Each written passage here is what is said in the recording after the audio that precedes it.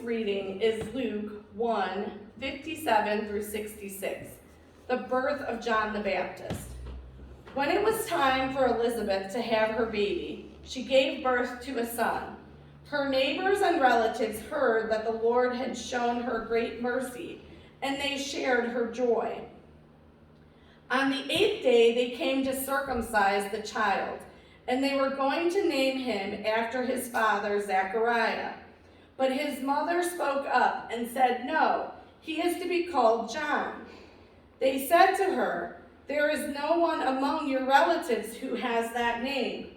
They made signs to his father to write out what he would like to name the child.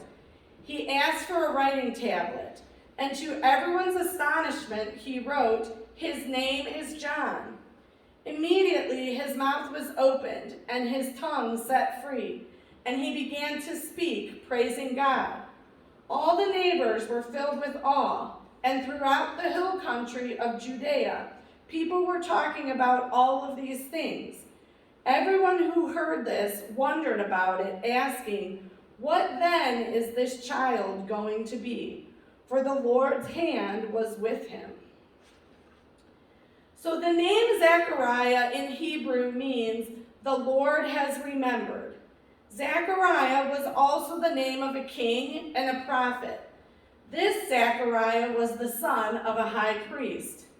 Since the name Zechariah had a great tradition of association with kings, prophets, and priests, it would have been natural for him to continue his tradition of naming his son the same honorable name. It was a good name, but with its meaning being "the Lord has remembered," it represented the past. In this story, God had a different plan, a plan that would help people change the future and not be stuck in the past. The naming of John the Baptist was about the future. Elizabeth was Zechariah's wife and the mother of John. In Hebrew, Elizabeth means "my God is abundant." She was another person who felt that she was misnamed because she was already old and had not been able to have a child. In those days, women with no male son had no status in society. So Elizabeth did not experience this social abundance for most of her life. Now God had a plan to change all of that. God sent the angel Gabriel, who appeared to Zechariah, to inform him that Elizabeth would have a child, and that he should name him John, which means God is gracious. This new name, breaking from tradition, was a signal for change. But Zechariah, representing the past, did not believe at first, citing that he and Elizabeth were too old to have a child. So Gabriel silenced him, and he couldn't talk for the duration of the pregnancy. He could only speak again after he and Elizabeth named their son John, which affirmed the change that God wanted from "the Lord has remembered" to "God is gracious."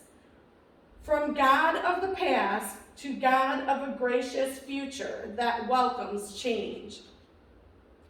Because Zechariah still couldn't talk when it was time to do the naming ceremony, Elizabeth was left to defend God's decision to name the baby John against the long tradition of the past represented by all of their relatives and neighbors. What gave Elizabeth the courage to tell her relatives that she was going to break the tradition was also her ability to live up to her name, "My God is abundant."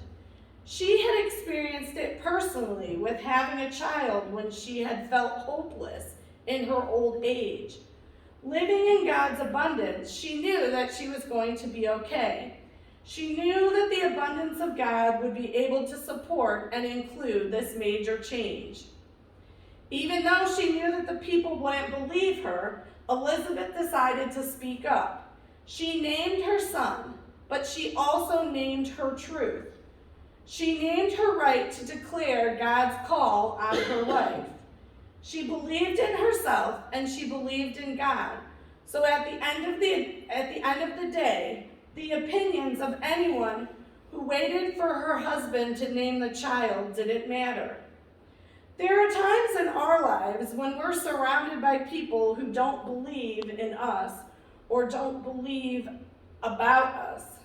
In those moments, Elizabeth can be a role model to each of us. And when the name broke tradition, the question was then, what then will this child become? Beginning with John, we see a new movement that shows the grace and abundance of God. Naming the child John signaled a break from the past, in which the society had not been gracious or generous, but it was oppressive to people who were powerless. We learn in the gospel that John prepared the way for Jesus to further demonstrate the abundance and grace of God. We know that by the way that Jesus shared with women, children, the excluded, and the poor.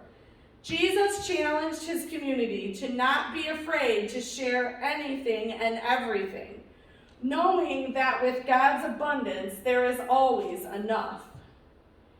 Now, change is hard, and change can be difficult, especially when you are weighed down by the past with people saying, we've never done it that way before, or we're too old to change, or even we're too young to make any change. We humans do not like change. The fear of change is often about scarcity, that there isn't enough. We think that if we do a new thing, we will lose the things that we have, and we may not have anything left. Therefore, the first step to change is to believe and live the abundance that is God. In abundance, we can respond positively back to God's call to change, like Moses did with the burning bush when he accepted the challenge to go back to Egypt to change the oppressive suffering of the Israelites. The next step towards faithful change is to change the name. Like Elizabeth, we need to have courage to break the tradition and to name the change. Name the new future that we can live into by the grace of God. Throughout history, many movements have succeeded in empowering the powerless while silencing or minimizing the powerful to effect constructive, long-lasting change. We remember movements of change by their names, such as the Civil Rights Movement in the United States or the anti-apartheid movement in South Africa. Mahatma Gandhi named his overall method of nonviolent action as Satyagraha, or holding on to the truth, which influenced Nelson Mandela and Martin Luther King Jr. in their struggles for freedom, equality, and social justice. Nonviolent movement is another name that changed the way we protest, exercise our freedom of speech, and assemble to effect change without violence. By giving the movement a name that signals a change, we can recognize it, deal with it, and participate in it. Once we name the change, we can live into the movement, making the change a reality. We know that God has a plan. God's plan is always about inviting us to be partners for faithful change, to bring peace and justice to a world so that all, rich and poor, old and young, all races, genders, and ethnicities can experience the grace and abundance that is God. Amen.